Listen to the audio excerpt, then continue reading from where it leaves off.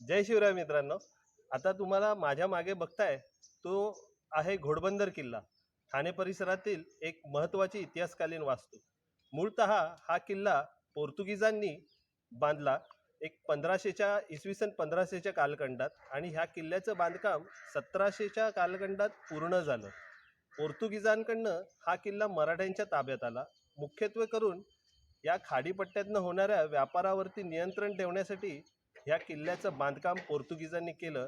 मुख्यत्वे करून या किल्ल्यावरनं अरबस्थानातून येणारे घोड्यांचा व्यापार, मिठाचा व्यापार आणि तत्सम मसाल्याच्या पदार्थांचा व्यापार ह्या किल्ल्यावरनं होत होता. या किल्ल्याचं पोर्तुगीज नाव ककाबे दी तन्ना असं आहे. म्हणजे पोर्तुगीज भाषेत या किल्ल्याला ककाबे दी तन्ना असंही म्हणत होते.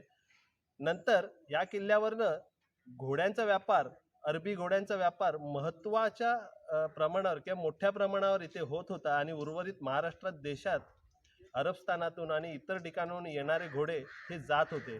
त्यामुळे ह्या किल्ल्याला पुढे इतिहास काळात घोडबंदर असे नाव पडले, किंवा मराठ्यांच्या कालखंडात याला घोडबंदर असे नाव पडले.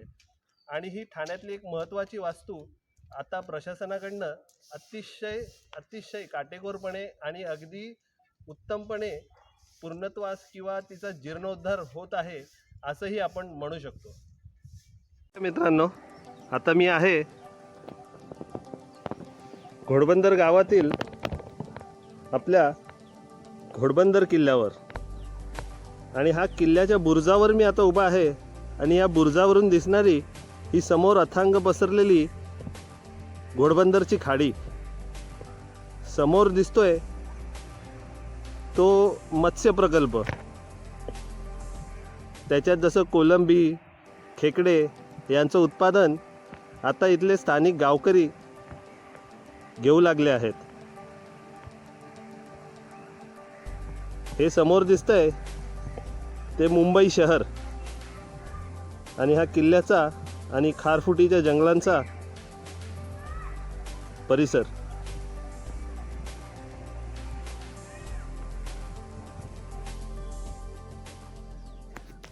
मित्रांनो, आता तुम्हाला मी जे दाखवतोय या बुरुजावर येणाऱ्या दगडी पायऱ्या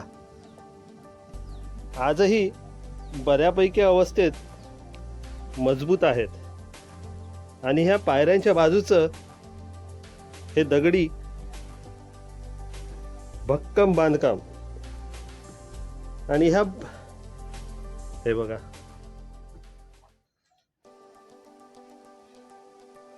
या बुरुजावर जाताना इथे एक ही छोटेखानी खोली आहे.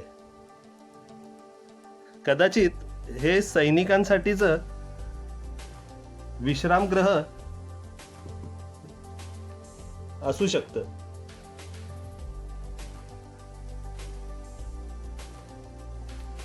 आणि या खोली बाजूनीच वरती बुरुजाकडे जाणाऱ्या पायऱ्या आहेत. या पायऱ्या आपण थेट खाली उतरत आलो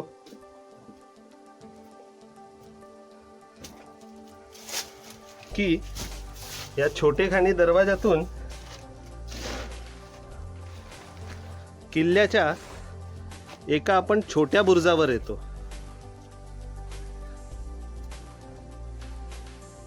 हा किल्ल्याचा बुरुज प्रशासनाकडनं या किल्ल्याचं अगदी उत्तमरित्या डागडुजीचं काम चालू आहे.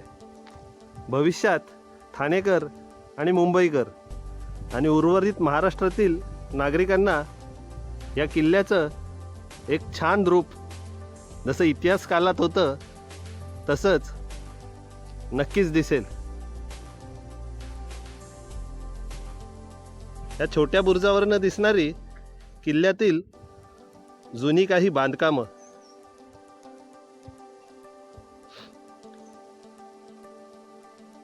हा किल्ल्याचा निसर्गरम्य परिसर, ही किल्ल्याची गावाकडच्या बाजूची तटबंदी. हे वरून दिसल्यानंतर मूळतः बघितलं तर किल्ल्यावरील अधिकाऱ्यांची ही कार्यालये असावीत असं प्रथमदर्शनी पाहताना मला तरी वाटतंय. आतूनही आपण जाऊन ती बघूच, किल्ल्यातील ही जुनी तटबंदी, बुरुज, वर फडकणारा भगवा आणि किल्ल्याच्या डागडुजीतही हे इतिहासकालीन बांधकाम आजही भक्कमपणे उभं आहे. निसर्गसंपन्न असा हा परिसर आहे आणि ह्या सुंदर कमानी तुम्ही पाहू शकता. 11 कमानी एका लाईनीत आहेत आणि त्यांचं बांधकाम पाहता नक्कीच हा जो आतमध्ये भाग दिसतोय तो किल्ल्याची मुख्य सदर असावी. परंतु आता तिथे सुशोभीकरणाचं काम करण्यात येत आहे, जेणेकरून नागरिकांना या किल्ल्याचं एक सुंदर मूर्त स्वरूप पाहता यावं. घोडबंदर किल्ल्यावर हे पुनर्बांधणीचं आणि किल्ल्याच्या डागडुजीचं काम जे चालू आहे ते अगदी पुरातन काळात चुनखडी, बेल, जवस, गूळ आणि मेथी यांच्या मिश्रणाचा वापर करू नये. इतिहास काळात अगदी याच मिश्रणाचा वापर किल्ले बांधणी किंवा काही महत्त्वाच्या इमारतींसाठी केला जात होता. चुनखडी, बेल, जवस, मेथी आणि काळा गूळ हा किल्ले बांधणीसाठी वापरण्यात येणारी चुनखडी मध्य प्रदेश येथून आयात केलेली आहे. आता ह्या ज्या पायऱ्या चालल्या आहेत ह्या किल्ल्याच्या दुसऱ्या क्रमांकाच्या बुरुजावर. चला आपण तो बुरुज आणि त्या बुरुजावरून दिसणारं पाण्याचं हे टाक तेही पाहू कसं दिसतंय. तर हा किल्ल्याचा उपबुरुज आणि ह्या उपबुरुजावरनं दिसणारा किल्ल्याचा हा मुख्य बुरुज आणि समोर दिसतंय हे पाण्याचं टाक बांधण्यात आलं आहे या आंब्याच्या छायेखाली. ह्या टाकाचा उद्देश तुम्हाला सांगणं गरजेचं नाही. नक्कीच किल्ल्यावर येणाऱ्या पाण्याची व्यवस्था होण्यासाठी आणि या किल्ल्याच्या सौंदर्यात नक्कीच भर टाकण्यासाठी. हा हिरवाईने नटलेला घोडबंदर किल्ल्याचा प्रदेश. 2 बुरुजांमधून ह्या भिंतीवरनं आपण चालत गेलं तर सहज ह्या मुख्य बुरुजावरती आपण पोचू शकतो. आता ही भिंत जीर्ण अवस्थेत आहे, नाहीतर एखादा घोडेस्वारही अगदी आरामात या बुरुजावरून त्या बुरुजावर सहज जाऊ शकतो. इतकी ह्या भिंतीची व्याप्ती मोठी आहे. किल्ल्यावर बांधण्यात आलेलं पाण्याचं टाक, किल्ल्याचा मुख्य बुरुज आणि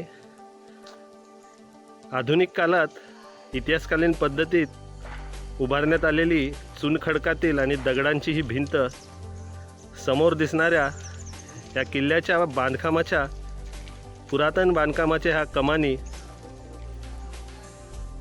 आणि किल्ल्याचं पुनर्निर्माण करताना हे चालू असलेलं निर्माण कार्य. किल्ल्याच्या मुख्य इमारतीत दिसणारा हा एक दगडी जोता. आता तो कार्यालयाचा असू शकतो किंवा किल्ल्यावर राहणाऱ्या मावळ्यांचा असू शकतो, म्हणजेच त्यांच्या घरांचा असू शकतो. परंतु हा जोता या किल्ल्याचा इतिहास कालातील एक अविभाज्य भाग मात्र नक्की आहे. किल्ल्याच्या उत्तरेकडील बाजूस आलं तर गावाच्या दिशेने असणारं एक प्रवेशद्वार आणि त्याची ही तटबंदी आणि मूळ बुरुजावरून दिसणाऱ्या या तटबंदीच्या जवळ असणाऱ्या काही खोल्या, त्याही आपण आतून पाहूयाच. बहुधा ह्या चारही खोल्या त्यांच्या भिंतींची उंची तुम्ही पाहू शकता आणि त्यांच्या दरवाजाची, त्यांना असणाऱ्या दरवाजांची प्रशस्तता ही तुम्ही पाहू शकता.